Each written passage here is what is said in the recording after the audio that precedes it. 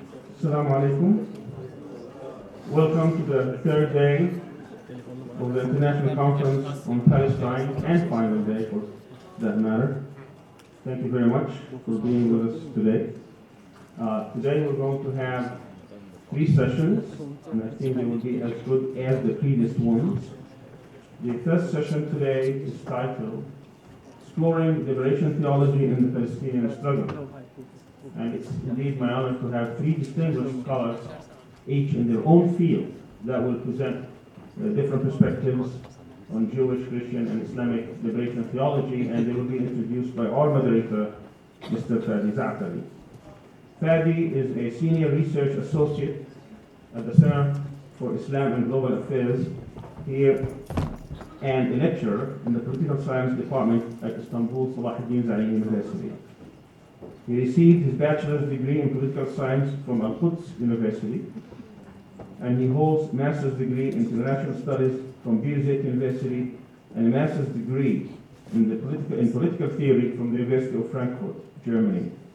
He's fluent in Arabic, German, English, and Turkish, and is currently pursuing his PhD at Ibn Khaldun University. Please welcome Fadi Zatari. Good morning. First of all, thanks to Dr. Sami Al-Riyan. I remember last year when we started to plan for this conference, when I saw the name and the session, I said this is like something which is maybe not possible to do. Now we have this conference, so thanks for Dr. Sami, not only for putting the structure for this program, but also for letting us see that this is possible if we have a good plan and vision and work hard. Also, I would like to thank our partners, Waqfi and Qudus Platform. We spend a lot of time contacting with them, and for me personally, I was seeing how they are committed to the Palestinian case, and we are talking about liberation theology, which is being committed to oppressed people. I see how Waqfi and Qudus Platform, they are committed to the Palestinian case, standing with the oppressed people against the Israeli occupation. So thank for all of you also for coming. Our volunteer, or also the one who behind all of this scene, Esack. He is behind all of the work in CIGA. Always I contact with the speaker, but behind me always Esack. So today we have the 3 distinguished scholars. We have Professor Dr. Marc, Ellis. We have Professor Dr. Ulrich Duchrow. We have Professor Farid Esack. This is 3 different perspectives: the Jewish perspective, the Christian perspective, and Islamic perspective to these 3 topics. It's amazing how we have one from America, one from Europe, one from South Africa. This is really interesting to have this discussion. I will shortly introduce the speaker, but you can read about them. For example, I just want to mention a few things about the speaker. Professor Dr. Marc, Ellis, he is teaching and lecturing on Jewish identity, Holocaust, Palestine, Israel, and related issues since 4 decades. He wrote many books. One of the most important books in this regard, he wrote many, okay, but one of them is Toward the Jewish Theology Liberation, which is there is now 3rd edition, and he will be talking about exploring liberation theology in Palestinian struggle, a Jewish perspective. Our next speaker is Professor Dr. Ulrich Duchrow, who is a professor of systematic theology in Heidelberg University, or Heidelberg University, which is one of the most beautiful cities in Germany. He wrote many books, many articles in different issues.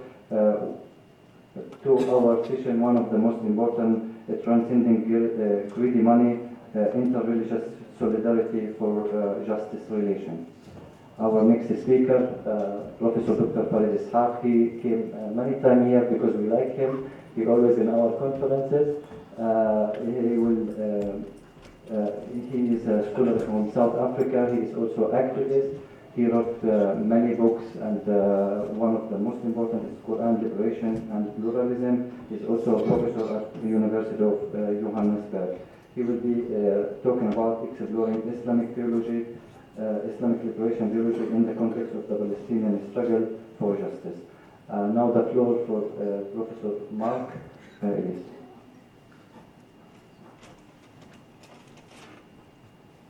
Thou shalt not murder those who resist your oppression. These are my no Passover reflections on a Jewish theology of liberation.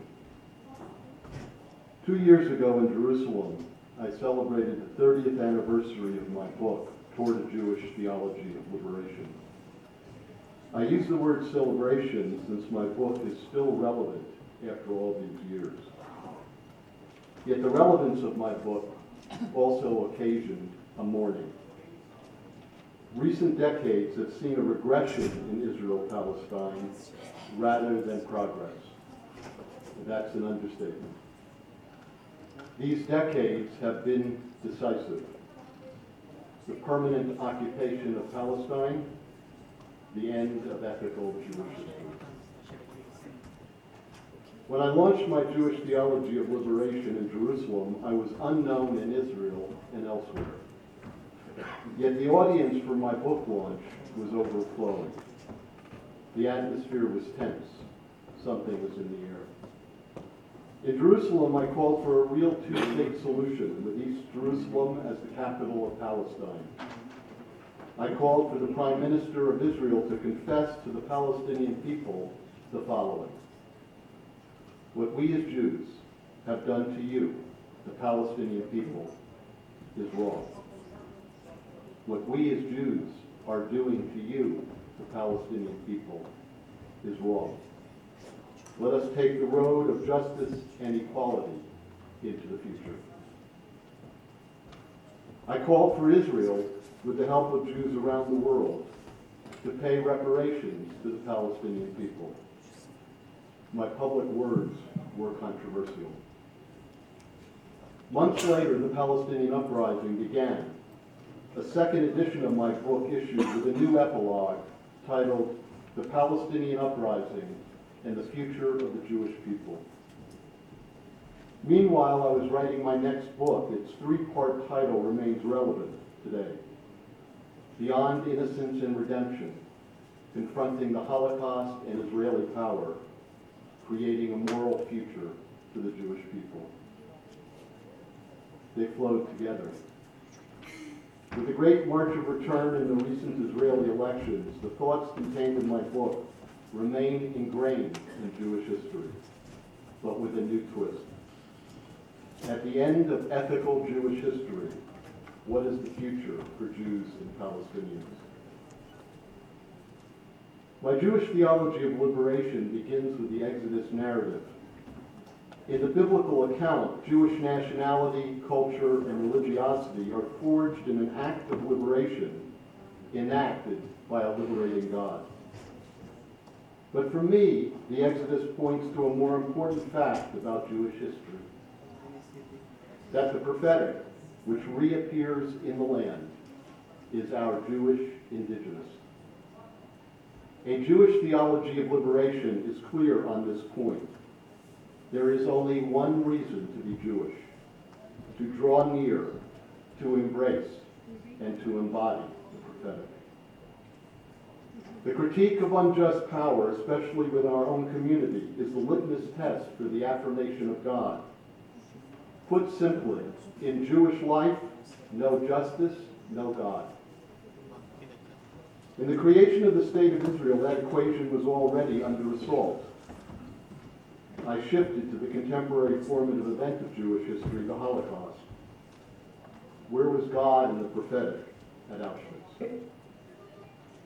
The State of Israel is a response to the twists and turns of European Christian history, culminating in the Holocaust. Yet in Israel's birth, a terrible evil was committed: the ethnic cleansing of Palestinians. In Toward a Jewish Theology of Liberation, I affirm Jewish empowerment after the Holocaust. I question the cost of Israel's empowerment. I point to an ethical path to redress the wrong done in the creation of Israel. The first Palestinian uprising was the occasion for a reckoning and for a forward movement. In the decades since, Israel, with the assistance of the Jewish establishment in America, and surprisingly with the help of progressive Jews as well, foreclosed that possibility. Over the years, both groups ensured there would be no way forward. A Jewish theology of liberation also questioned what was occurring in the Jewish community in the United States. In the 1950s and 1960s, the Jewish community was among the most liberal communities in America on civil rights and women's rights, on economic, political, and international affairs. As the 1980s arrived, Jewish liberalism tacked right. Neoconservatism became the hallmark of Jewish thought and commitment. Part of my Jewish theology of liberation asks the question, is this neoconservative drift occasioned by the increasing centrality of the Holocaust in Israel to Jewish identity? These understandings of Israel and the world came within a consciousness that endures. Though highly political in its outward manifestations, it takes on an ultimate concern, a theological one. In a Jewish theology of liberation, I identify this consciousness as Holocaust theology. Holocaust theology begins in the 1960s and solidifies after the 1967 war. In the weeks before the war, large parts of the Jewish world felt that the very existence of Israel was on the line. The fear that if Israel was defeated, Jews in Israel would be annihilated. A second Holocaust would occur. Israel's swift victory in the war seemed more than a military victory to many Jews. Elie Wiesel experienced the Holocaust and feared another one. He rejoiced. Victory in the 1967 war seemed a miracle in the making, especially after many Jews felt that the world, indeed God, had abandoned Jews during the Holocaust. Could Israel's victory in the 1967 war be a redemptive response to the Holocaust? Emil Fackenheim posited a new commandment in relation to the 1967 war, which he believed issued from the commanding voice of Auschwitz rather than the commanding voice of Sinai. Thou shalt not grant Hitler a posthumous victory. So Holocaust theology became the introduction to my Jewish theology of liberation for political and religious reasons. It represented a momentous shift, identity shift, within the Jewish people. Holocaust theology speaks to a people brutally assaulted, humiliated, maimed, and murdered in Europe during the Nazi years. It speaks to the survival of an ancient people and tradition. Holocaust theology also carried warnings about the misuse of the power Jews needed and had acquired, though mostly in the abstract and under a maximum definition of self-defense. Holocaust theology did not address what Jews had initially done to Palestinians in the creation of Israel and continue to do to Palestinian people under occupation. In fact, Holocaust theology mostly rendered the Israeli occupation of Palestine and Palestinians themselves invisible. Holocaust theologians could not understand the reasons for Palestinians' opposition to Jewish power, except to declare that Palestinians held an animus toward Jews in Jewish history. Jews who argue with Israel's empowerment or parts thereof are painted with a similar brush. In Holocaust theology, when visible, Palestinians and their supporters are seen as anti-Semites. Jews who argue with Israel's use of power against Palestinians are defined as self-hating Jews. The interfaith ecumenical deal that emerged from the dialogue between Christians and Jews after the Holocaust is important in the early days of a Jewish theology of liberation. After the Holocaust, Jews told Christians to clean up their anti-Jewish theology. Many Christians wanted to do just that. Part of the dialogue insisted by Jews was that Christians accept Jewish self-definition that includes Israel as central to Jewish life. Jews insist that Christians accept the centrality of Israel to Jews as the main vehicle of repentance for their sin of anti-Semitism. To further this understanding and imbue it with theological significance, Christians developed a Christian Holocaust theology. In Christian Holocaust theology, Christians and the Christian covenant are dependent on their Jewish forerunners and Jewish empowerment, especially in Israel. Jewish Holocaust theology sees Jews as innocent in suffering and empowerment, including in the creation and maintenance of the State of Israel. Any criticism of Israel vis-a-vis Israel's treatment of Palestinians is deemed a return to anti-Semitism. Over the years, the Jewish-Christian dialogue morphed into the interfaith ecumenical deal. Christian repentance for the sins of anti-Semitism is assured in that deal by Christian silence on the plight of Palestinians. Now, Christian Holocaust theology in the interfaith ecumenical deal has a deep and abiding political impact in Europe, the site of the Holocaust, and in the United States, where an increasingly empowered Jewish community demands Israel be most favorably set apart in American foreign policy. Jewish and Christian Holocaust theology is the bedrock of the interfaith ecumenical deal. Combined with the rise of evangelical Christianity in America and in different parts of the world over the last decades, the concerted effort to suppress the indigenous Jewish prophetic becomes obvious. Jewish Holocaust theology is explicit on this point. Its logic is this: the Jewish prophetic turned inward threatens the empowerment of Jews, especially in Israel. Taken to its final demand for justice for the aggrieved, in this case Palestinian freedom, the Jewish prophetic threatens the very existence of Israel. In so doing, the Jewish prophetic, intentionally or not, may bring about a second Holocaust. That's the definition, the logic of Holocaust theology in relation to the prophetic. A Jewish theology of liberation is part of the revival of the Jewish prophetic, precisely where Holocaust theology feared most: Israel's unjust power wielded against the Palestinian people. Israel's invasion of Lebanon and the crushing of the Palestinian uprising in the 1980s marks the beginning of this fracture in Jewish identity consciousness. Yet it was during and after the second uprising in 2000 and beyond that the final prophetic break occurred.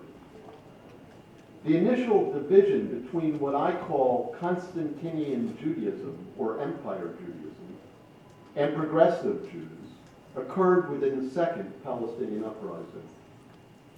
Progressive Jews had criticized the Jewish establishment with regard to Palestinians, yet the criticism was often paternalistic toward Palestinians and disparaging of Jews who saw the crisis in Israel-Palestine more critically. The second Palestinian uprising confirmed that progressive Jews essentially functioned as the left wing of Constantinian Judaism. A third group of Jews, Jews of conscience, emerged. They realized that the Israeli occupation of Palestine was now permanently embedded in Israeli and Jewish life. Jews of conscience understand that the Constantinian progressive Jewish axis is complicit in an injustice that will continue.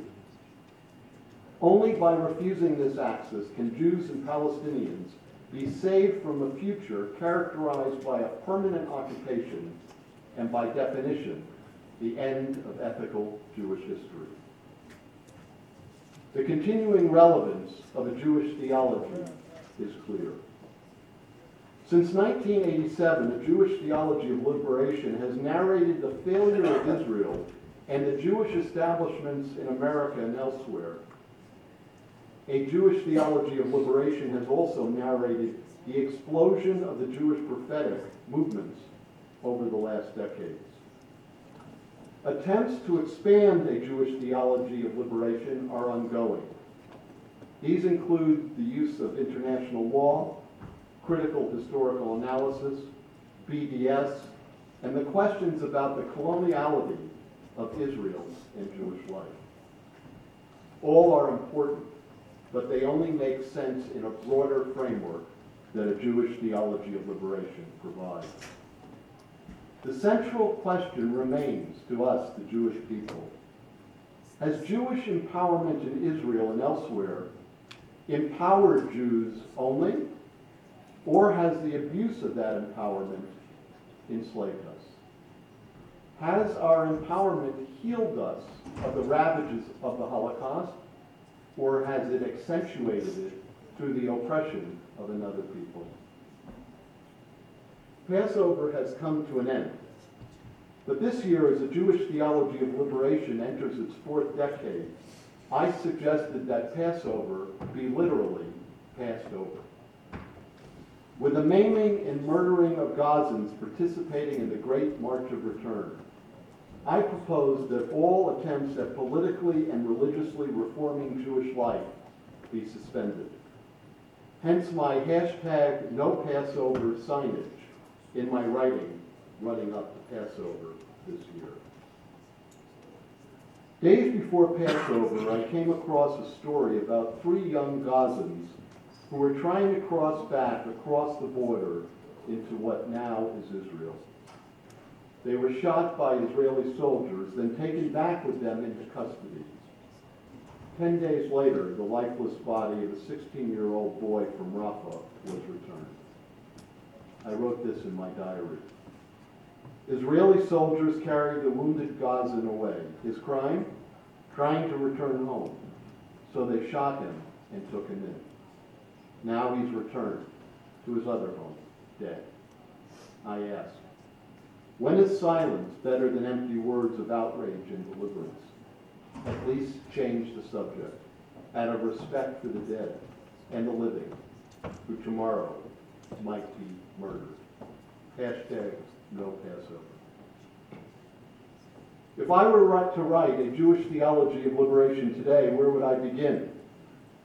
Not with the Exodus, since Jewish liberation cannot be a one-sided affair, and not with the Holocaust, since the Holocaust today functions as a blunt instrument against the aspirations of the Palestinian people and against Jews of conscience who embrace the prophetic. Israel has failed to bring the redemption from the Holocaust it initially promised. Jews in Israel and beyond are enslaved to an empowerment characterized by ethnic cleansing, occupation, and theft of land. Hannah Arendt predicted this in the 1940s. The formation of Israel has led to the militarization of Jewish life within and outside the state of Israel. A Jewish theology of liberation might today begin with an addition to Emil Fackenheim's 614th commandment, the issuing of another commandment. The 614th commandment represents the resolve for Jewish continuity after the Holocaust, crystallized in an empowered Israel. The 615th commandment places the need for Jewish empowerment in a second after the Holocaust and after Israel, meaning after what Israel has done and is doing to the Palestinian people. The 615th commandment, thou shalt not murder those who resist your oppression.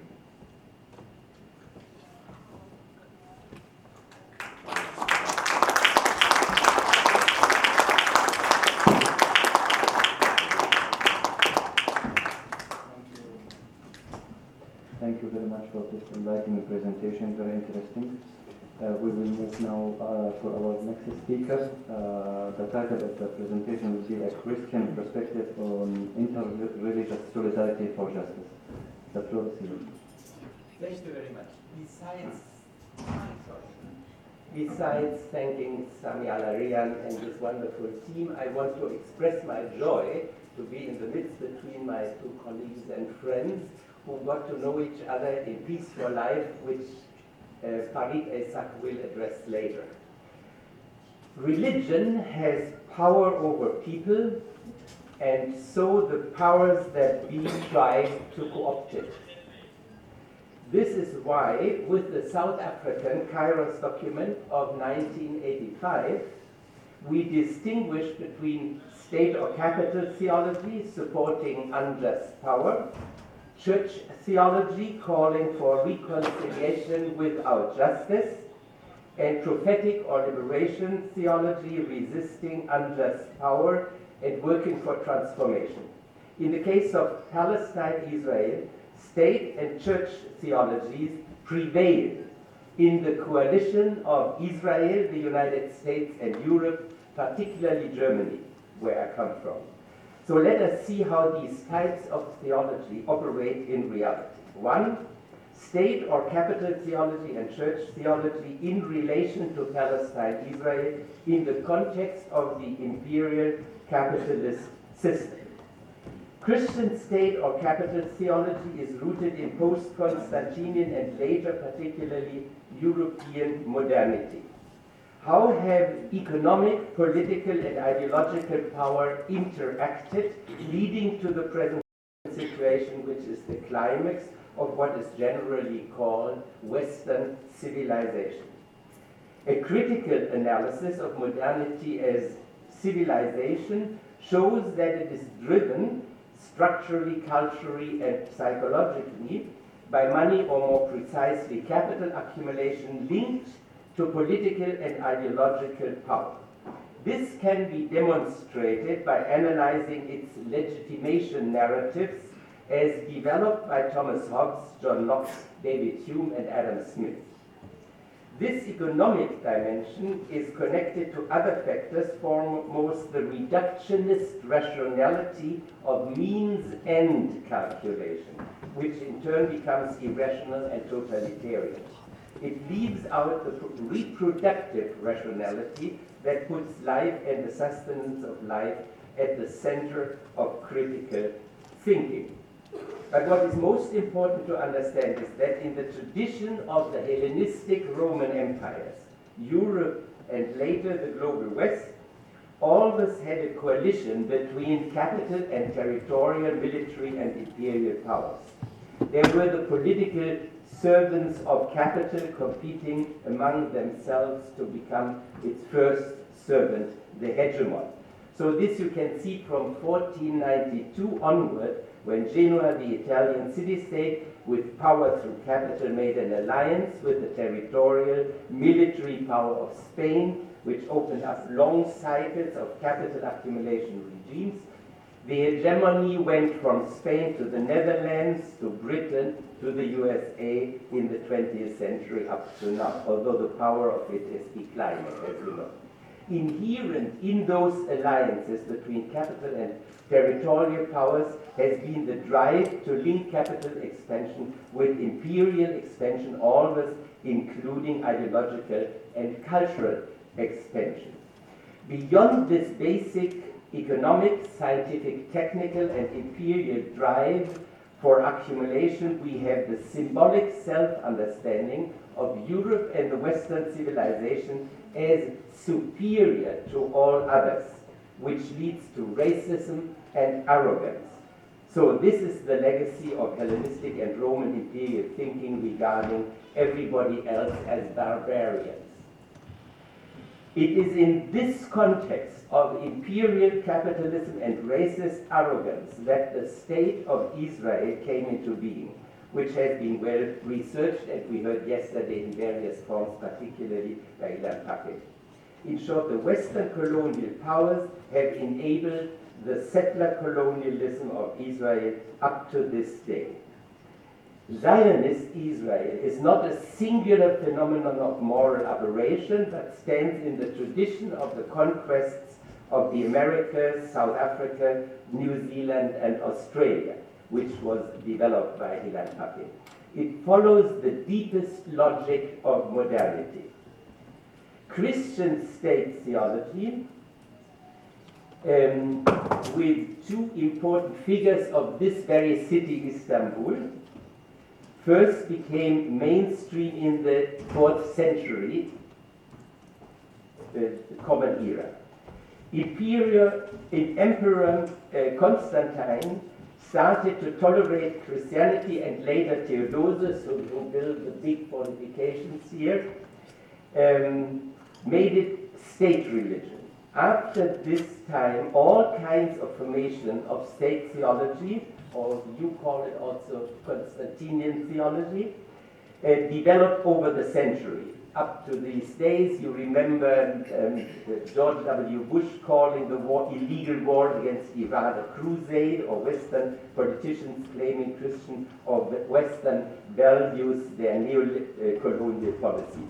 There are also religious formations mirroring capital power like the prosperity gospel. In relation to Palestine, Israel, the most extreme form of state theology is Christian Zionism, which already Ilhan Pape exposed yesterday. Christian Zionists are especially numerous in the United States and are strong supporters of President Trump. In Europe, there are fewer Christian Zionists. Here, particularly in Germany, you have rather what the South African Kairos document called church theology. It is characterized by asking for reconciliation without justice. Let me share with you the particular situation in Germany. After the Nazi regime murdered 6 million Jews, there was an intensive rethinking in theology and in the churches to deal with the root causes of this crime. The anti-Judaism of the post-Constantinian Christianity in its various phases was analyzed, and a new reading of the Bible started. This rediscovered the fact that Jesus as a Jew and the early Christian communities were deeply rooted in the prophetic tradition of the Hebrew Bible that Marc Ellis explained.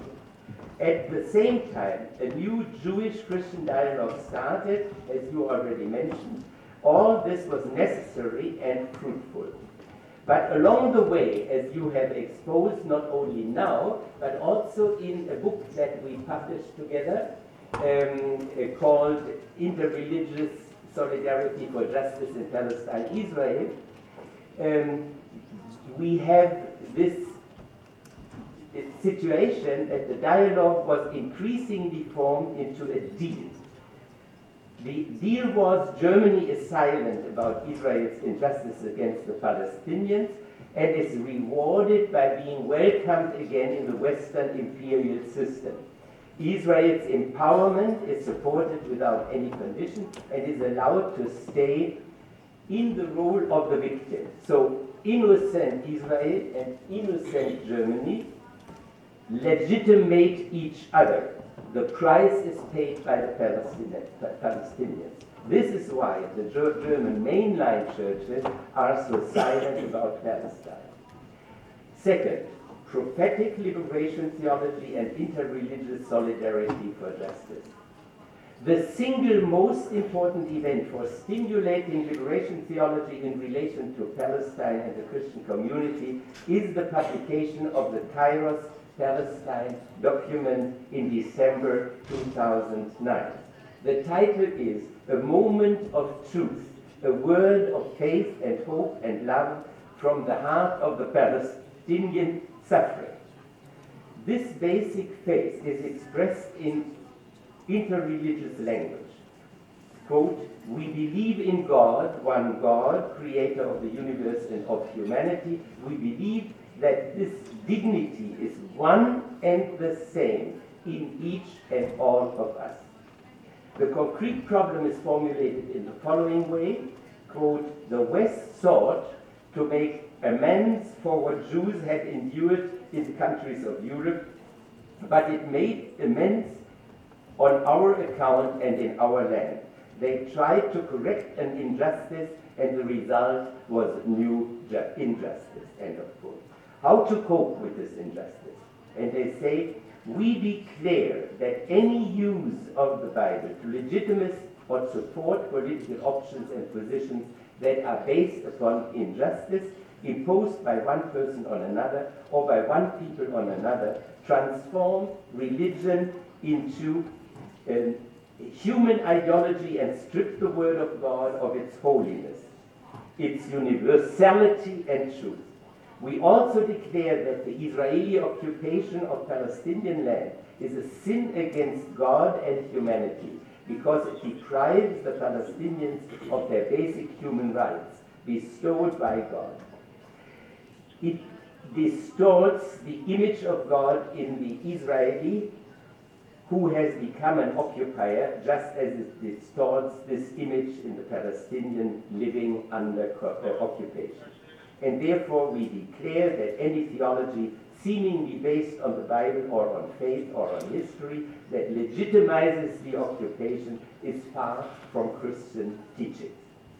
Kairos Palestine envisages a future in which Palestinians, Jews, Christians, Muslims live together in a reconciled way. Historically, the Kairos Palestine document is absolutely right. Recent research has shown that all philosophies and religions of what is now called the actual age have several things in common: striving for justice, compassion, rejection of greed, and egocentric, calculating thinking.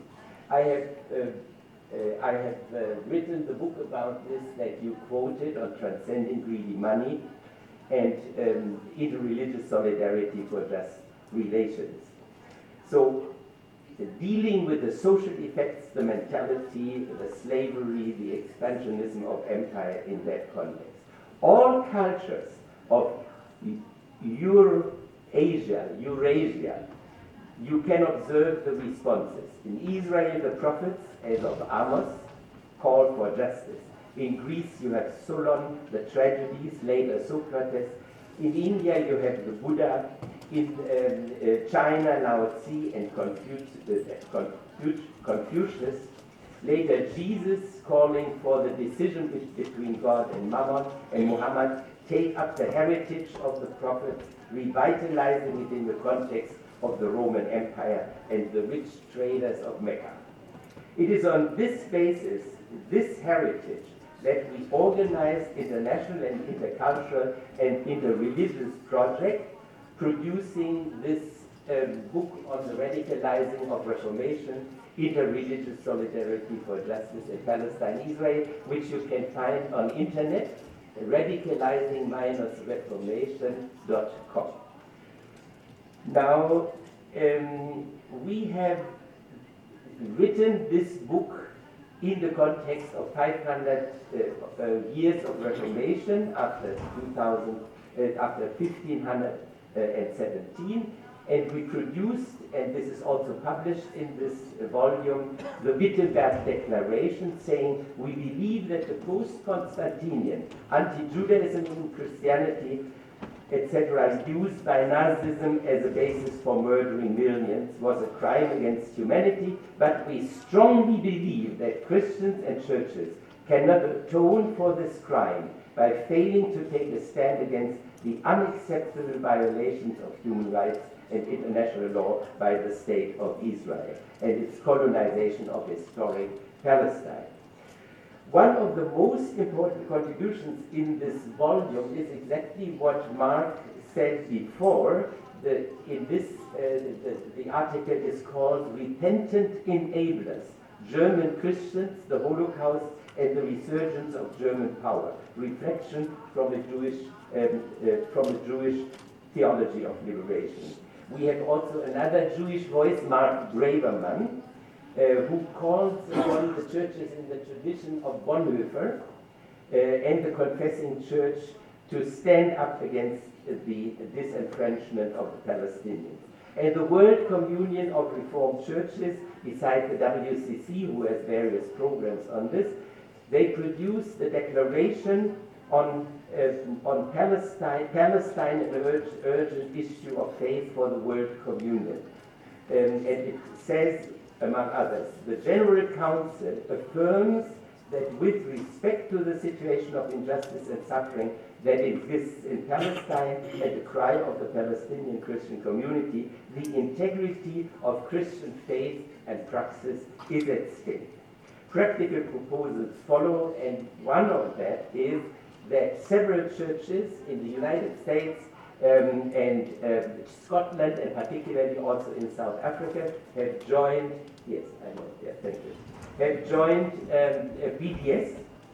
And we in Germany have created, as a response to the Kairos Palestine document, the Kairos Palestine Solidarity Network. From the German government, we request to link the support of Israel to the condition that this state abides by international law and human rights. One other author in our book, Sheer Ever, has shown that Israel can finance the occupation only as long as the United States, Europe, and particularly Germany also support Israel unconditionally. So we have created also a global Kairos network in various countries, and we also use public meetings like the German Kirchentag Church Days with 100,000 participants and more to organize a Palestine Day where also Farid will be on one of the panels. Now, there are now people in Germany and the Jewish communities and also public media, etc., who called us, for instance, Marc and myself, anti-Semites because of the publication of this book. Now, we tried to use that publicity to put those suppressed questions on the table. And we are rather successful with this because we challenge churches and also public media and others to just openly discuss these suppressed issues. And so there is a new kind of awareness building, and one of the key points was in the last in this year that there was a big struggle around giving the Peace Prize of the town of Göttingen to the Jewish Voice for Just Peace in the Middle East. And that for the first time really in public made it clear to the German public, which identifies the Council of Jews in Germany with Israel and the Jews in general, that there are prophetic voices also in Germany, not just in the United States. And that is really a watershed in terms of our own experience, because the Germans are very caught in this kind of guilt feeling, and now these Jewish voices, prophetic Jewish voices, help the Germans to understand we are with the Jews, not against the Jews, when we stand up for justice in Palestine, Israel. So interreligious solidarity for justice is even growing in Germany, a country whose anti-Semitism and crimes were among the key historical reasons for the emergence of Zionism and also one of its main supporters today. Such signs of interfaith solidarity give us hope, and one of the agents of this change here is liberation theology. Thank you.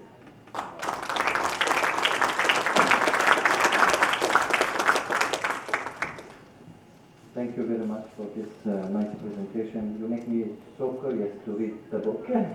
So I think I will put it soon on my reading list to have more information about this. Our next speaker, you know, liberation theology is about being active, it's about being on the ground, it's about supporting oppressed people. Our next speaker, Dr. Farid Esack, is someone who is supporting the Palestinian case, supporting BDS. He's a great person in the BDS in South Africa. Now his presentation will be exploring Islamic liberation theology in the context of Palestine. Manipulating this, am I supposed to play? Are you?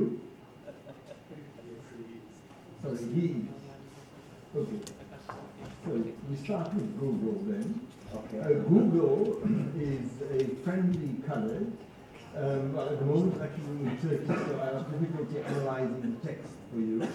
So I can just analyze the colors for you. Okay. All right. While we waiting for them to come and set me up, not to come and set me up, to come and set this up.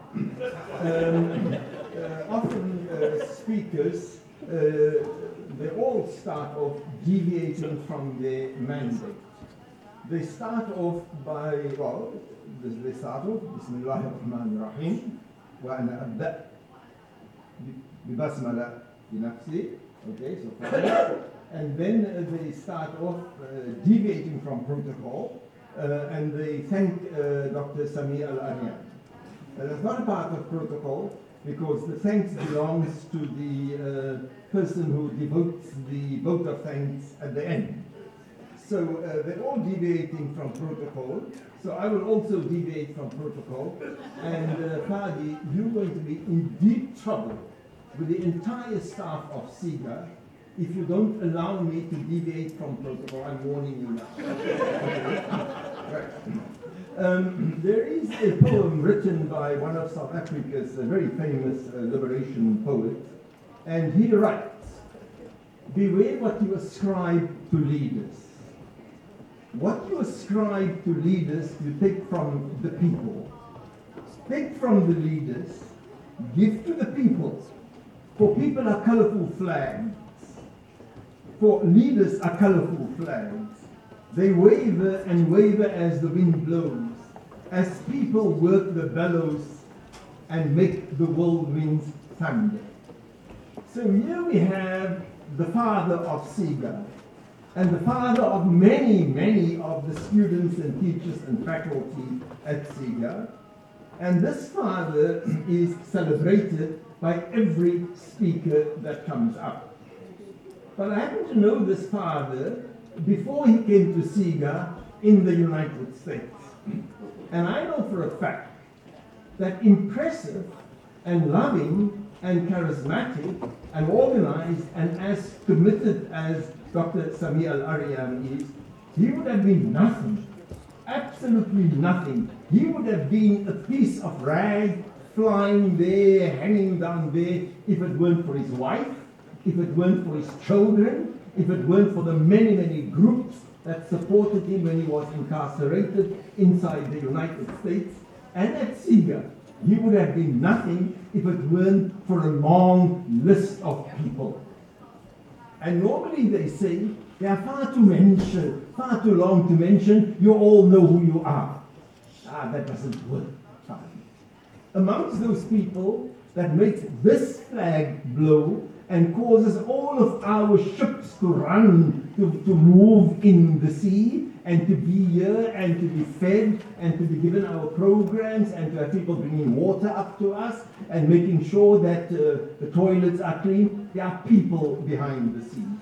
So, thank you very, very much to every single one of you, ranging from, not yet, starting off right from Yunus, who Fadi mentioned at the back, and then there is Linda, and there is Fadi himself, there is Uwais Khan, there is Amani Asenwar, there is Dileg, there is Riyad Al-Aryan, there is Butayna Hamda, there is Imad Aturi, there is Abdullah Jarrah, there is Razia Wadud, there is Jamal Muhammad, there is Muhammad Taymir bin Tanvir, there is Yumna Sulaiman. Be patient. These are the guys who are running after you all the time and making sure you get onto the buses on time.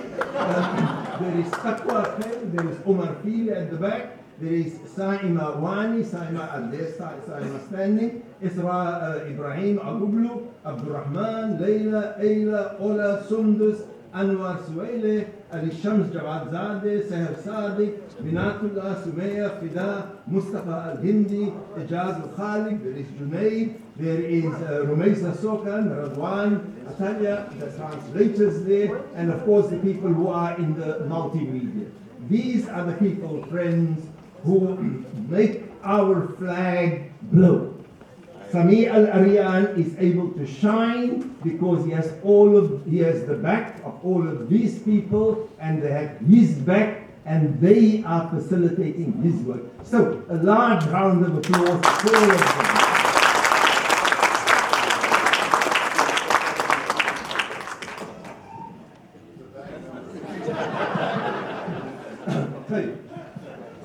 People, just a quick word about liberation theology. It has been used by my two colleagues and friends, but let me very quickly say something about what it is.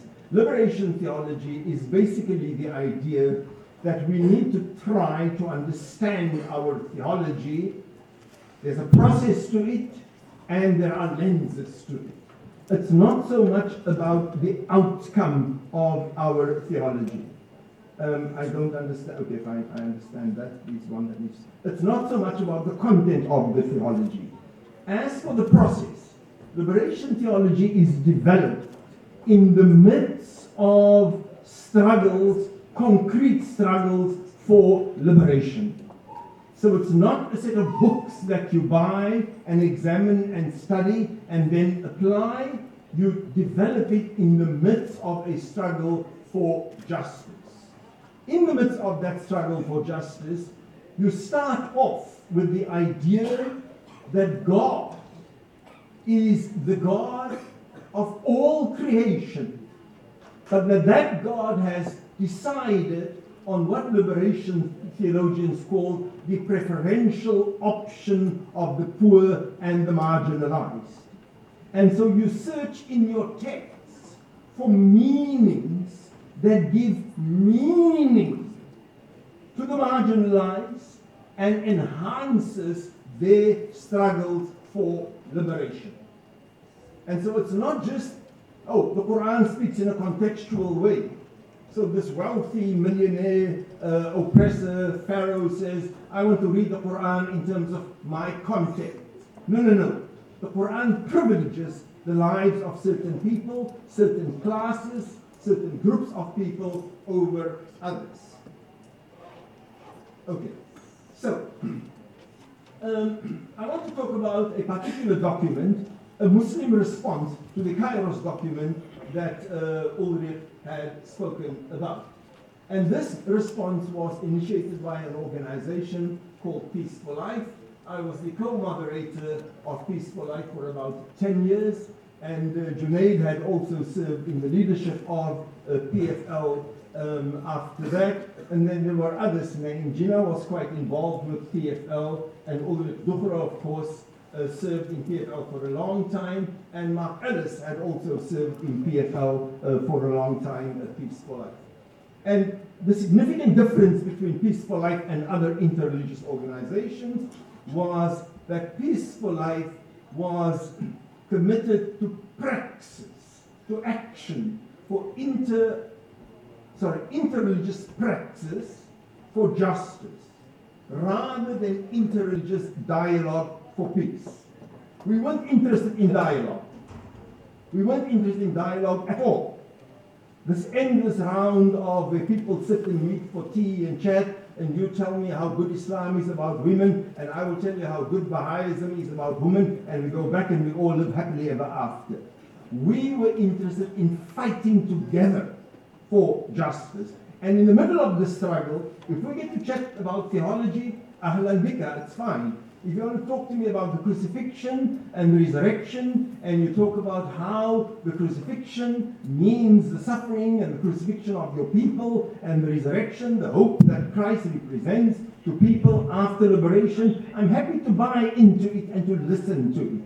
But if you want to talk about the crucifixion and the resurrection as a kalami, theological concept and so on, okay, fine. I may come and attend one of your seminars one day, but I'm not interested in it at all. So in the West, there's this whole industry going on around interfaith dialogue. Peace for Life had nothing to do with that. It was a radical break from this kind of endless cups of tea that nothing comes from. And in Peace for Life, Muslims were viewed as the primary victims of the contemporary oppression, and in some ways the particular identification of Muslims as a community to be in solidarity with. Professor Duchrow spoke about the Kairos Palestine document. Now, in the Reformed tradition, there is a history of producing documents over years and so on. And these, in some ways, are both the confessional documents. What do we confess to? What do we believe? But they often contain an element of where have we messed up? And so the Kairos document has its own history. In 1982, the Confession of Belha, for example, also a Protestant document, spoke about the crimes of the Dutch Reformed Church against apartheid and the need for the Reformed Church was, it's in some ways the way Judaism functions officially in Israel at the moment, where it is the state at prayer. The state at prayer inside Israel, by the way. And then this was followed in 1985 by Cairo, South Africa, a document that was signed by most of our church leaders condemning apartheid and laying out a Christian theological basis for the attack on apartheid. In 2009, Ulrich spoke about this. There was the Kairos Palestine that was drawn up after prayer, reflection, and exchange of opinions, and it was signed by most Palestinian Christian leaders, described as a word of faith, hope, and love from the heart of Palestinian suffering. Under the Israeli occupation, with a cry of hope in the absence of all hope, a cry full of prayer and faith in a God ever vigilant, in God's divine providence for all of God's inhabitants of this land, inspired by the mystery of God's love for all, the mystery of God's divine presence in the history of all peoples, and in a particular way, in the history of our country, we proclaim our word based on our Christian faith and our sense of Palestinian belonging, a word of faith, hope, and love. And so the Kairos Palestine's message was a heartfelt call from the Christian Palestinian brothers and sisters for the will to act in the face of their daily humiliation and dispossession. And this call resonated across the globe. In many other countries, including Germany, the United States, in Switzerland, even in Japan, people produced their own local responses to the Kairos document. Peace for Life, with its own deep commitment to intensifying the solidarity of the global religious community against apartheid, and its Muslim members felt the need to respond to Kairos Palestine from an Islamic perspective. We want to say to our Christian sisters and brothers in Palestine, we have heard your cries. You are not alone. We need each other now more than ever, and we undertake to walk this journey side by side towards freedom and justice in Palestine for all its inhabitants. Now, most of the text that follows actually comes from this Muslim response to the Kairos document. In responding to Kairos Palestine, we seek to express the Islamic imperative to identify with the oppressed and the marginalized. We do so in a manner that reflects our inadequacies as Muslims, rejects any and all attempts to co-opt our faith or the agenda of, for the agenda of the empire, and thirdly, offers a vision of Islam that is just and compassionate, along with a particular partiality for those whom the Quran describes as the marginalized in the earth, the mustad'afuna fil ard. Now, the Muslim response to Kairos is directed at three communities. And because of the fascist nature with which this conference is being run, I can only deal with three of them. Okay, I will only deal with three of them. The one is it's addressed to our own people, the Muslim Ummah, the Christians of Palestine, and the Jewish community. And then, of course, there's also the international community, but I will not go there. As for the message to the Muslim Ummah, now note how when you declare something, you start off, it's like the Imam in the Jumu'ah, أوصيكم وإياي بتقوى الله. أو أحيانا يقول أوصيكم نفسي أولا وإياكم بتقوى الله. Oh, sorry. Oh, okay. No, Rabab, you need to understand. You need to understand. You have to kind of prove your gravitas, your these things, by. Okay. Is Rabab out of order? Can I continue with my showing off with my Arabic? Is Rabab out of order?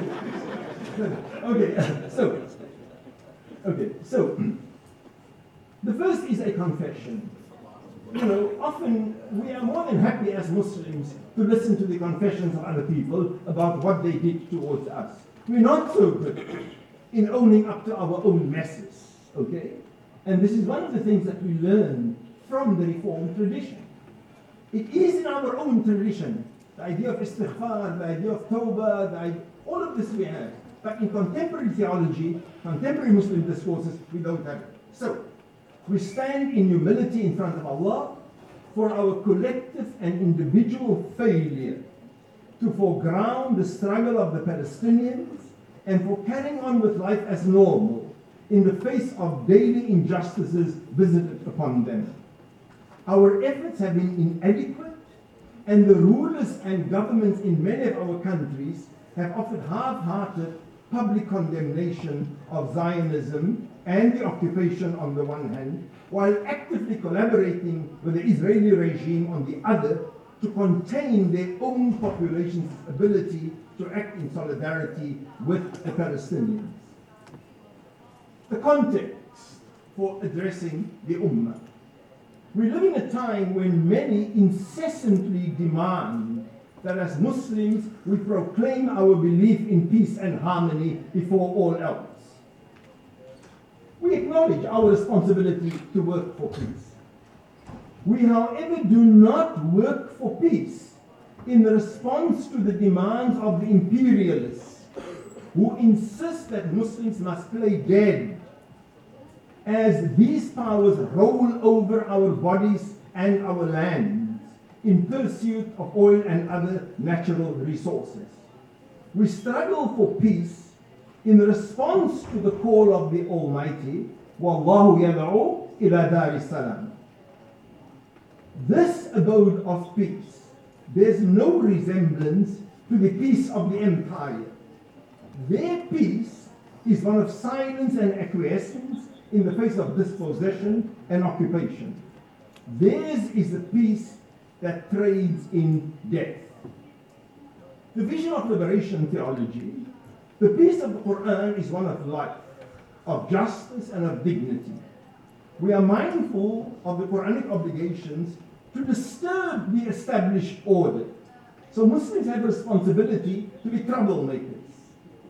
If the order is based on injustice and dispossession, the Quran places on humankind the task of doing justice within the context of their responsibility to the Creator on the one hand, and the order that runs through the cosmos on the other. The status quo in a particular social order, irrespective of how long it has survived or stable, like it has become, does not enjoy an intrinsic legitimacy in Islam.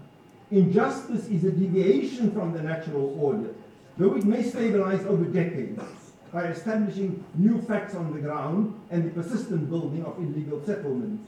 It is regarded as a disturbance in the mizan, in the balance. In a situation of injustice, the Quran, by its own admission, must become an inspiration for a comprehensive insurrection against oppression, and all manifestations for justice is indivisible. And so the call upon Muslims is to deepen and to intensify their resistance to all forms of oppression and to strengthen their solidarity with the Palestinians.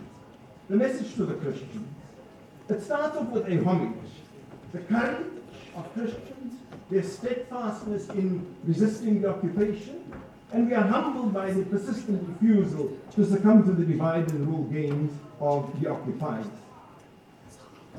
Their religious commitment to freedom has been inspirational. In many cases, they have provided leadership in saying no to injustice, and they have continued to articulate the truth that underlines that this is not a battle between Jew and Muslim, but one between occupied and occupied. And at the same time, we have often been indifferent to Christian presence in that part of the world. A presence that predates the coming of Islam. We've not been adequately mindful of the absolute centrality of that sacred space in the Christian religious imagination. We acknowledge that we have frequently articulated a vision for a post-apartheid Israel that appears to be one where one form of religio-ideological domination, Zionism, will be supplanted by another one, an Islamic religio-ideological domination. And often in our resistance to the ideological domination of Zionism, we have come across as wanting to repeat the same, to become the same evil that we abhor, this time with us, the Muslims, being the sole victorious ideologues.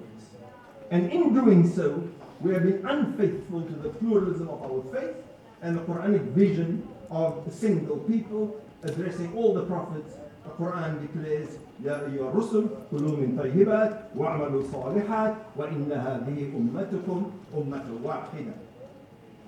And so, we support the vision of a call for a post-apartheid Palestinian for all its citizens, equal justice, liberty, respect for pluralism, and not a country dominated by a religious or a numerical majority.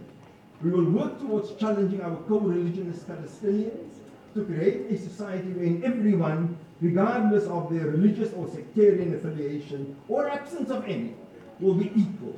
A second-class citizenship for any Palestinians, we believe, will diminish the worth of all Palestinians and will be a betrayal of the sacrifices of those on the margins.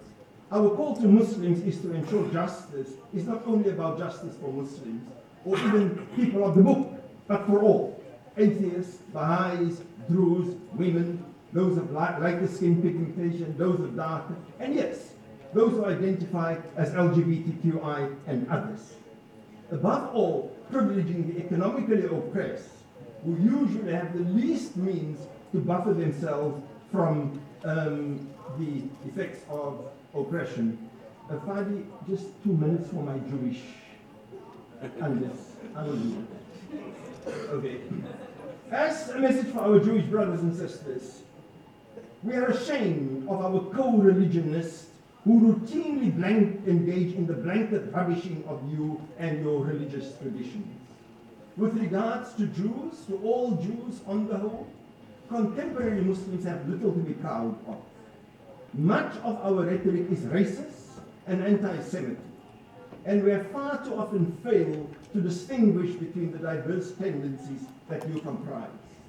And this is in conflict with the Quranic principle that no one shall bear the crimes committed by another.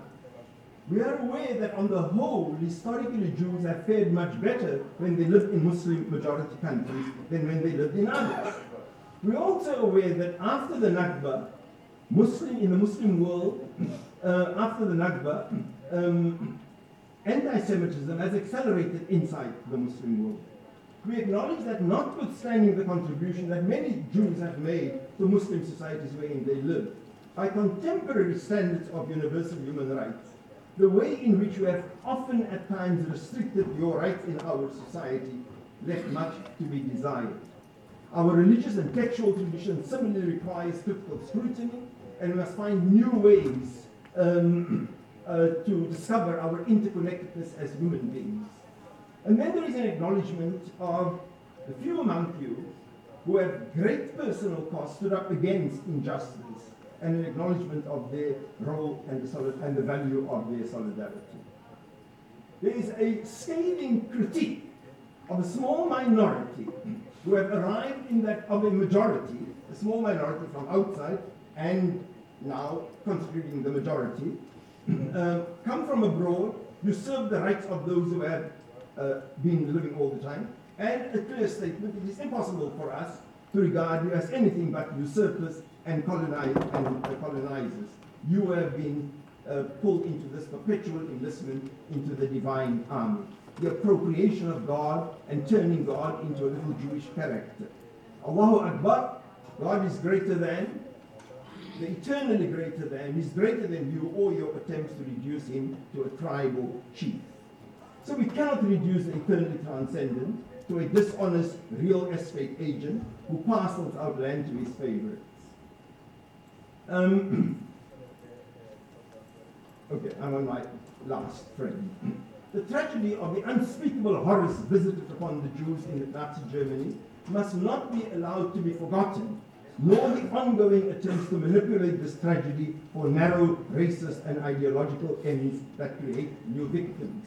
An injury inflicted on others invariably comes back to haunt those doing the inflicting. It is not possible to tear at another's skin and not have your own humanity also diminish in the process.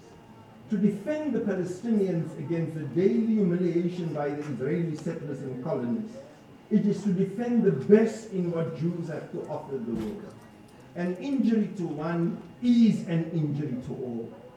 It is no longer possible, as Marc Ellis, the greatest of all Jewish prophets alive today, and whom we have the honor to have on the platform with us, as Marc Ellis has said, to raise the banner of the revolution for one people only. It's just no longer possible. You cannot build your security on the insecurity of others. In the freedom of and justice for the Palestinians are the seeds of your, meaning the Jews, your own freedom and security. And so we pledge ourselves to work against all forms of racism and discrimination, including anti-Semitism. And then there is that slogan that we had during the South African liberation struggle, freedom or death, victory is certain. Thank you very much.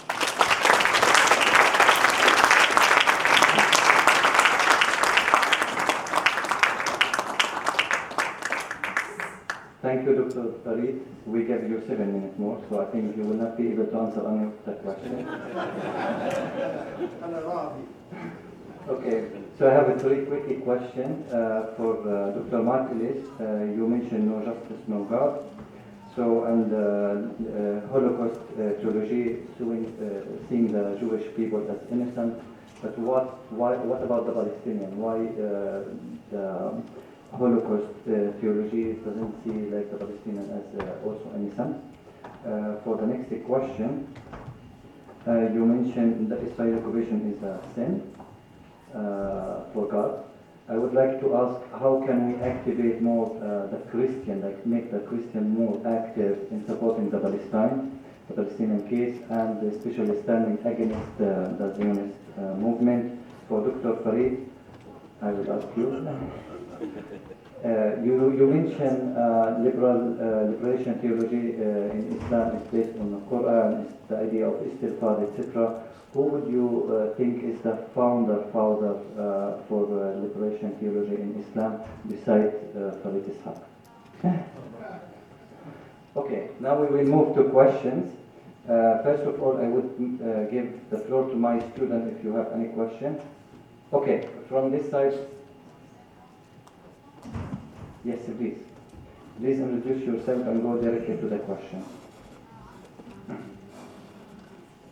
Thank you for this presentation, Dr. Farid. My question is for Dr. Marc, and I'm yet actually to read one of your books. Here. Yeah. Would you please elaborate more on what you mean by ethical Jewish history? Thank you. Okay. Dr. Rabah, next. Thank you, Rabah Abdelhadi, San Francisco State University. Thank you for this intervention. It gives you a lot of food for thought. I have two questions, one for Marc Ellis and one for Farid Esack. And I will begin with the Farid Esack question. I'm kind of like, in the treatment, well, one question is that how has this document been received by different members of the Muslim Ummah, and especially in Palestine, but not necessarily only in Palestine, and how has it been received by other members of the Jewish and the Christian perspective that you're calling on? How has it been fared? I also sense some kind of exceptionalizing of Jews in particular in kind of like the last part that you talked about. And I think this is something that a lot of the times we tend to do when we are talking about Palestine. Like the question of advocating for justice in for Palestine, we do, and I do this as well. And I'm thinking about how can we actually engage more towards, in continuum, towards the question of justice and less towards exceptionalizing. And for the question for Marc Ellis, I really am blown away because there's so much stuff we raised. But I was wondering about the whole question of the narrative, and if we don't begin with the Holocaust, if the Holocaust is not the starting point, but we think about a different starting point, or also we think about the different groups of Jewishness, not the Jewish community, but think about, for instance, Jews who have never ever experienced the Holocaust, the Jews in Africa, Asia, and Latin America, the Jews of the Arab world, the Jews of Andalusia, and so on, who've never experienced the Holocaust. So the Holocaust is actually not a defining moment for them. And many Israeli and Jewish Mizrahi and Sephardi scholars and activists actually speak about that, from Ella Shoha to Yehuda Shehnar to several people I can cite in the. So how would this work if we are thinking about the Jewish, not the Jewish community, but Jewish communities and their relationships to Palestine, to questions of other faiths, to questions of the location, the position in which they find themselves. And then secondly, even with the question of the Jews of Europe and the United States, and then where do we place, which is Ulrich spoke about, the whole question of the role of the European and the US in closing the doors to and preventing Jews who are escaping from the Holocaust, first not saving, and second, not in getting involved in the saving. Yeah, I'm just give me 30 seconds, just to make sure that my ideas are not misunderstood.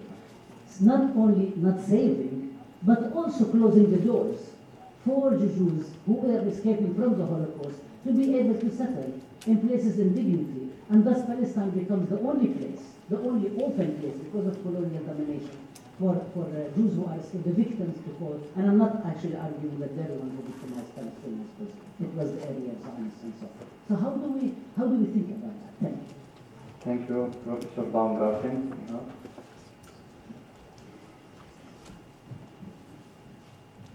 Three brief questions to all the speakers. My name is Helga Baumgarten from Bill State University. The first question to Marc Ellis.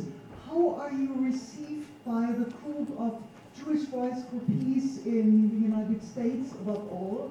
And my brief question to Professor Duchrow. How did you manage to bring your colleague, Dr. Farid, to the German Kirchentag? And why is it not possible to bring someone like, for example, representatives of Palestinian liberation theology to Germany?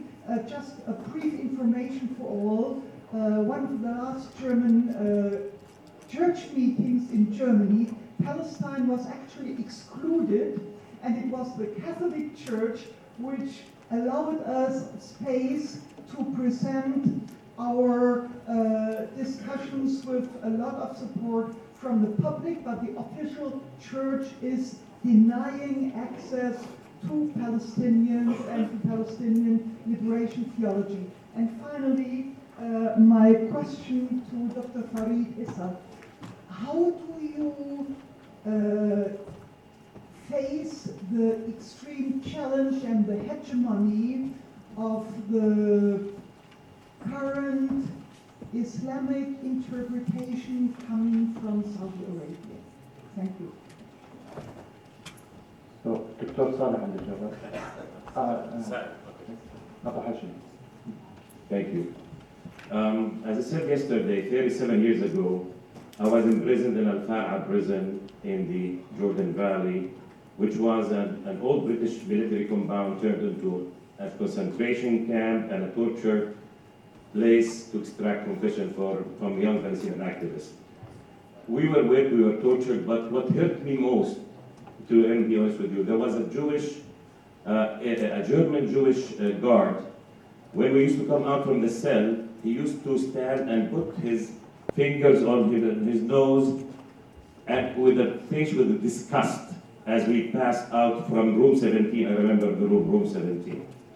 And this brings me, when I grew up and I became more conscious, I used to say, and I had Jewish friends in the United States, I used to say, I want to save the Jews from Israel because Zionism actually has destroyed the fabric of Jewish presence in the Middle East. There were Jews, as you all know, in Iraq, in Syria, in Lebanon, all over the Middle East. Okay, So the and this, question- and this, brings me to a model I have 2 more points and then I'll end very fast. The character of Muhammad Asad, who was Leopold Weiss. Leopold Weiss was an Australian-Hungarian Jewish journalist in the 20s who came to the Middle East and converted to Islam. And you can check his writings, The Road to Mecca and The Road to Mecca, Islam at the Crossroads, many some. He died at 92 and he's buried in Cordoba, in Grenada. Very interesting move and very interesting liberation theology, Muhammad Asad, Leopold Weiss. And the last thing I would like to say, I would like to end with a call for an integration of liberation theologies between Islamic, Jewish, and Christian, based on the Quranic call, قل يا أهل الكتاب تعالوا إلى كلمة سواء بيننا وبينكم. Come to a unified word between us to worship only one God. Thank you. And the last word I would add one commandment: thou shalt end and dismantle Israeli Zionist apartheid. Okay. Thanks. So the last 2, please here.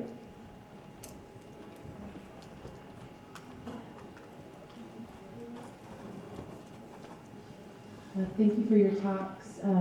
I have 2 questions. The first is, actually they're both for all of you, or whoever would like to answer them. All 3 of you talked about the question of truth and reconciliation and the absence of justice in truth and reconciliation processes. And I guess maybe the question is a bit more catered to Dr. Fadi about South Africa specifically. In a recent delegation, many of the youngsters that we were speaking with said that the truth and reconciliation process replaced justice with the question of truth, that truth then became equivalent to reconciliation.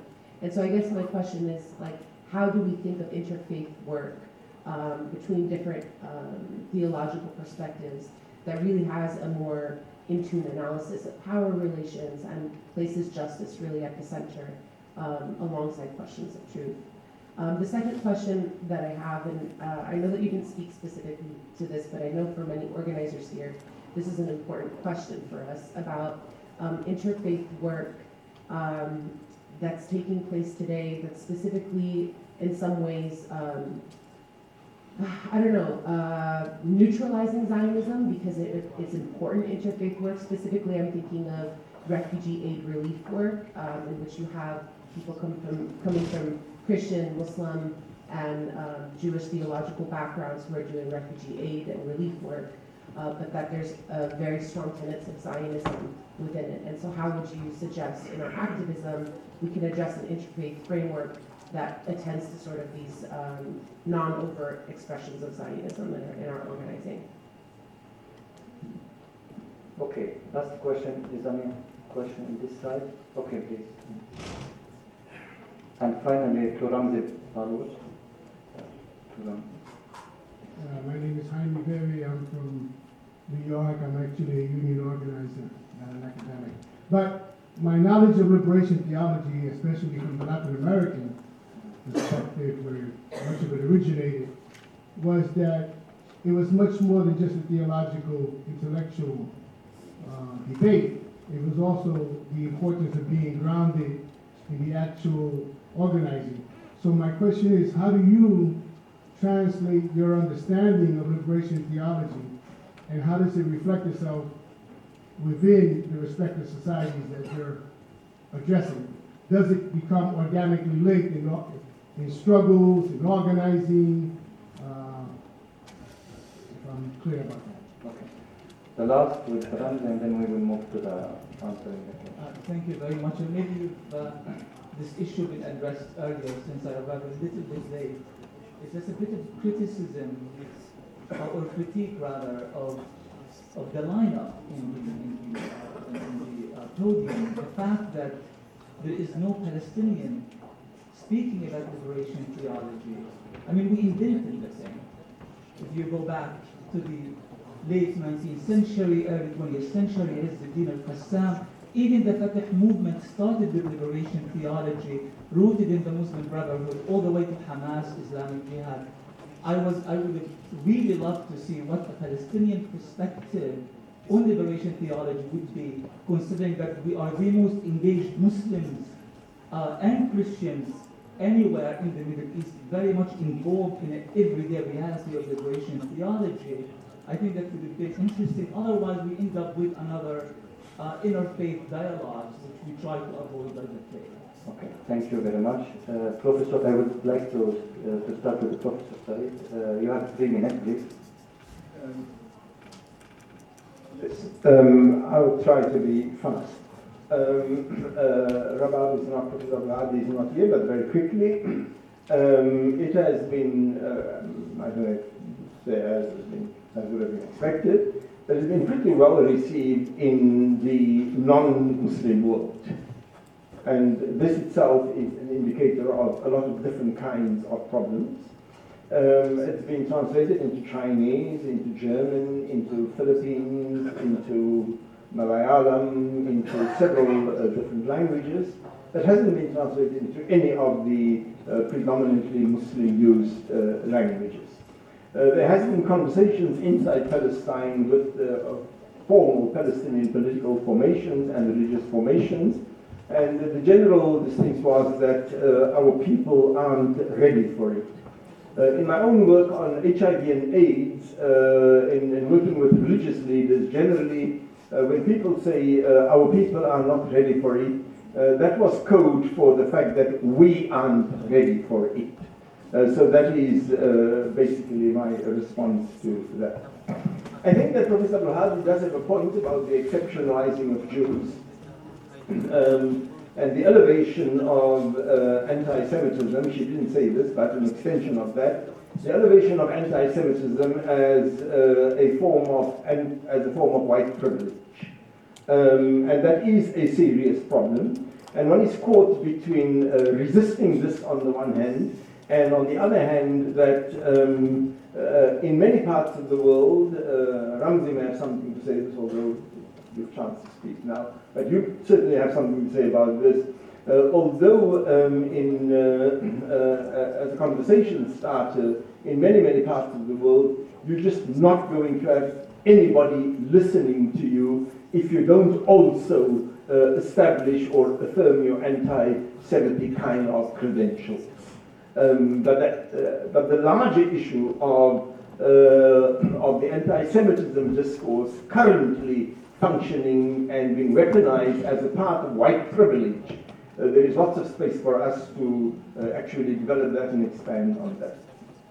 As for the quick question on Saudi hegemony, what do I deal with Saudi hegemony in interpretation? Well, I'm indifferent to it. I don't pay attention to it. I ignore it. I go and excavate other more traditional, long kinds of exegetical works, which I often find far more enlightening material than what comes out of contemporary Saudi Arabia. So I'm happily indifferent to it. Lakum dinukum waliya din. To you, your faith, and to me, mine. The question of interfaith work versus interfaith dialogue is a very, very crucial one. I think that interfaith dialogue, it is part of a butterfly game of escapism and digression from the real problems, and interfaith joint assistance in relief work and so on. I find that equally problematic. I think that what is required is of people of different religions to work with each other in first of all countering the root, that's the arms industry. It is the power of the global north that people must find ways of working with each other from a faith perspective, bringing your faith inspirations to the table and sharing that with each other. But all else are ways of ducking and avoiding things. One important question, Jamie, that you raised was, and this is the last one that I'm going to respond to, it is the question of, at the heart of liberation theology is praxis. And the first moment of liberation theology is not the theological text or theological reflection. It is engagement and get your hands dirty. And from your hands being dirty, you reflect on where the dirt comes from. How do my hands get dirty? What does the text have to say about the fact that my body is bloody at the moment? And then you see religious truth. But first, your hands get bloody or your hands get dirty. And that is, so in the context of how I first developed or grew into this, it was the South African crucible against apartheid. And subsequently, I got involved into other struggles, whether it was on the question of religion and HIV and AIDS, or environmental justice, and currently in BDS. For a few of us, that praxis has now shifted to our engagement and the theological reflection on that engagement in the liberation struggle.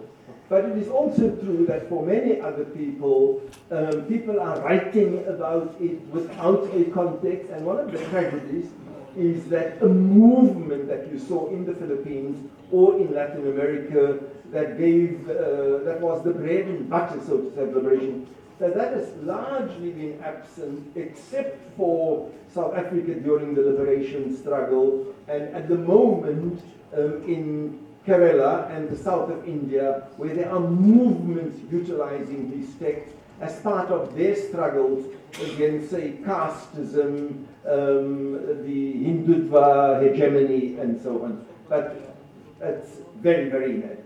Okay, next, you have 5 minutes. Let me pick up on that and then come to the other questions. As a matter of fact, Kairos Europe, to which I belong, does exactly this. So our approach is to concentrate on this global struggle in linking it to particular struggles, and always doing it in organizing social movements or building alliances between social movements, trade unions, and also then ecumenical movements in order to involve the sectors of society in this struggle and to break through hindrances to cope with these struggles. So it is exactly that kind of approach that we are also taking. And that also links to these other questions in terms of involving or starting from the Palestinian people. Now, Helga, the point is you do not know the program. I mean, the Kairos Palestine Solidarity Network, which is a sub-organization of our Kairos Europe work, which is globally oriented but then concentrating on the Palestinian issue. We are really doing every step in relation to our partners in Kairos Palestine. And at the occasion of the Kirchentag with the big masses of people, it is always that we have representatives of Kairos Palestine there. I also organized certain encounters with just only Palestinian liberation theologians, encountering these people who are doing the Christian-Jewish dialogue and trying to win them over to the struggle, etc., etc. So in this case particularly, in June, in the next Kirchentag, we have Rifat Kassis, who is the present coordinator of Kairos Palestine, opening the whole thing. Viola Raheb is in one of the panels, not in that one you are on, but on the panel which I am on. And the sister of Mitri Raheb, who cannot come this time. Normally he is one of the key players in that. And also in global Kairos for Justice, yes, we are always starting from those initiatives of those proposals, those visions, from the Palestinian ground. So it is exactly the method we are using in both the Kairos Palestine Solidarity Network in Germany and also Global Kairos. I could go into more detail, but the time is short. I wanted to link that again to the question of the original question of Fadi. How to mobilize in that situation. That's, of course, a very complicated issue, as you may imagine, and I can't go into the details again, but I think one experience that we do is the following. In our situation, as I just mentioned briefly, the Israeli Hasbara propaganda machinery is very effective in all sectors of society, starting from the government, but also in the churches. So what we are, and so their strategy is to, simply crush those who stand up for Palestine, hinder or make it not possible. You can tell about your Hamburg experience, etc. So we have quasi-professional hinderers, I would say, in terms of bringing the Palestinian issue to the fore. Now, the interesting thing is, with now the attack against this book, we have the following strategy. They are trying to, first of all, the anti-Semitism responsible of the German government, national government, calls the publisher of this book in the first edition, telling him to withdraw that book from the catalog, which they did. But immediately another publisher comes and says, I do the second edition. Now, in a few weeks, more copies were sold from the second edition because they give us publicity with those attacks. So in that moment, we are turning around the spear, so to speak, and say, please, let us discuss this openly and publicly. And what is happening, because they are failing now with that oppressing the debate about it. Now we are challenging them and said, please come out into the fore, come out into the public. And that will, one of the panels where Farid will be on in June, is exactly doing this with one of the most important, how should I say, liberal Zionists in Germany, who is very famous and everybody listens to him, etc. So Farid will challenge him. Yes? And the interesting thing is, now as we are challenging them to come to the open, then what is happening in those meetings and events, this is very, very important experience. People who feel under a collective pressure not to touch this issue, in the line of what Marc said in terms of the deal, yes, which is extremely effective. Yes. Now they have to come. And what happens is they don't have argument. In the moment they have to stand up and be on a public platform, they can't answer. Yes? So just briefly, in that sense, I think we have a new stage now in that situation, that people say, oh, finally we can openly discuss these issues. And that's a very good experience. Thank you very much. 5 minutes. Well, I'm feeling actually very peaceful today, so I apologize. I'm not as fiery. I'm not sure why. Maybe I've been writing too much for too many years. I go where I'm invited. If people don't want to hear my point of view, they should invite me. It's really simple. I have spent my years very limited in my perspective. When I wrote A Jewish Theology of Liberation, I didn't know anything about any of this, and it had never been spoken in the contemporary scene. Naim Atik, who should be here, his book was brought home, his dissertation, by me to Marino. That's where it was published. We brought Naim Atik over for a year. I worked with him behind the scenes. His book, Justice and Over Justice, came out within that context. The work of Naim Atik and myself were the first break in the interfaith ecumenical deal in the West, which is where I live, in the United States. So I speak from that perspective. And I also think that it's very important to speak publicly in a way that can move, of course I have failed too.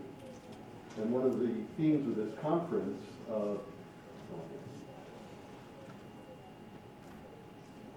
We're at the end of ethical Jewish history, which may be important to some or not, but it's very important to me. And that can be seen in many different ways, and there's a lot of diversity in the Jewish world, which I've learned about over the years. I'm a simple Jew from North Miami Beach, Florida, and I try to do my best. But there are many voices, but I wonder about those voices, including Jewish Voice for Peace. They are working with many different groups, and they should. But will that add up to a public discussion of the question of Israel and Palestine in the United States, which is where I live, or in Europe? It's not a question of whether it should, whether it's right, but whether it can. Martin Buber talked about the failure of the prophetic, but the prophet stands in the blaze of public life. And we can describe what public life is. In Berkeley, it's something. In the broader context of the United States, it's another. And so there must be many voices. But I am saying that these distinctive voices on the coloniality of Israel and all are not going to make it in the United States. This is not an argument that's going on. Now that said, I have another part of my talk, but I evade the time limit. And maybe tomorrow I'll... But my basic point is that a lot of the issues discussed here, which I'm very familiar with, and which I agree with, are not going to win this discussion. Now, there may be no discussion that will win, which is what I think, actually, that we're in a permanent occupation at the end of ethical Jewish history.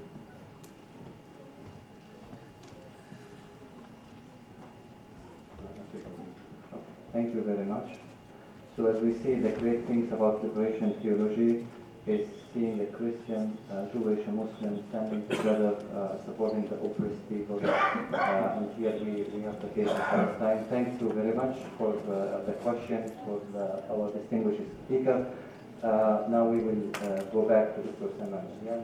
Thank you very much for the panel, for a great presentations. Thank you so much.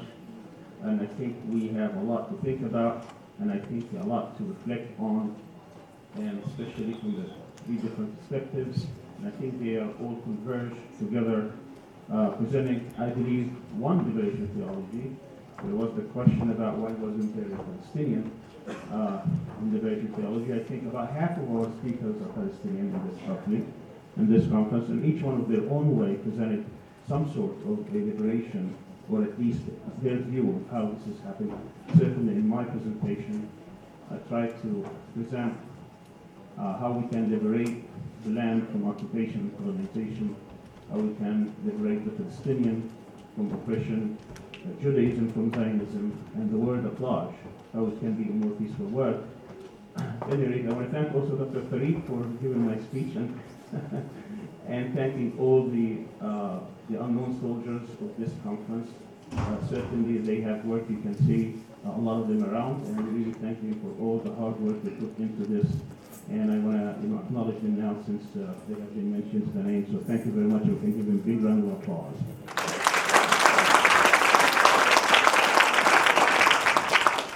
Okay, well, I would like to present a few mementos for our speakers. First, Dr. Marc, Ellis.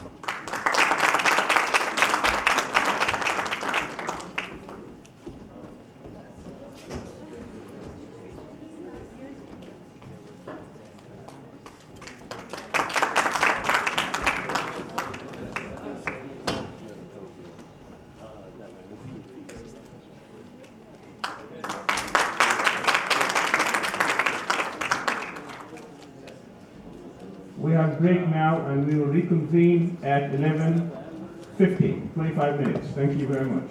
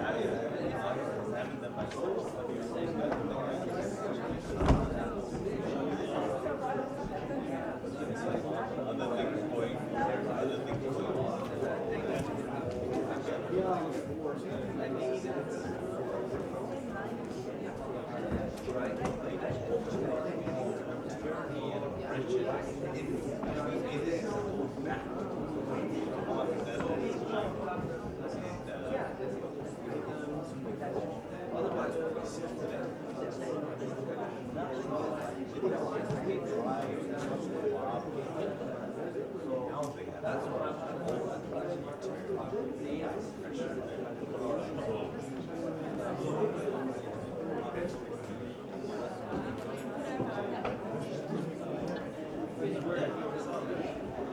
No, I mean, again, I wanted to ask you as well. A lot of things like,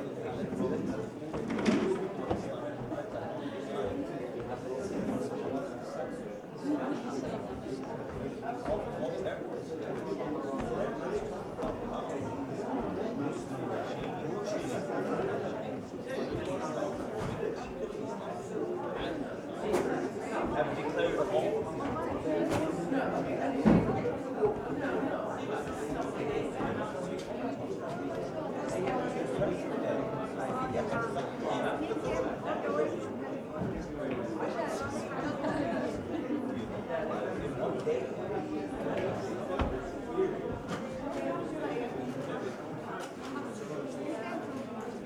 Until 2000, yeah.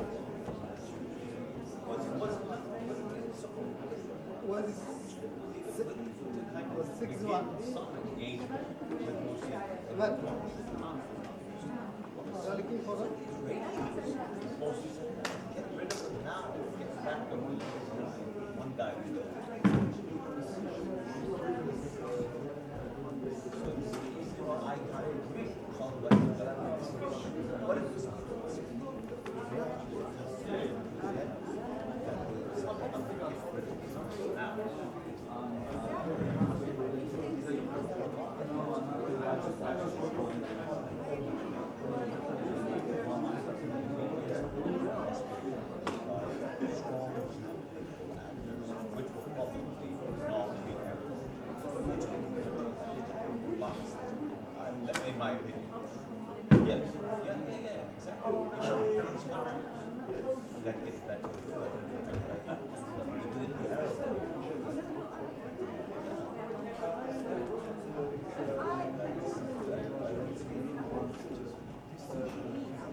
Yeah. So I think that, but that makes a big issue also, because otherwise, you know, and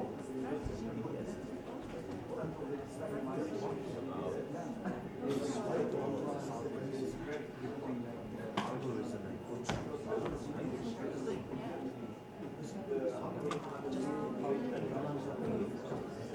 and all these shields of okay, great, but what are we going to do with these shields? Do we have the power to do anything? So you have to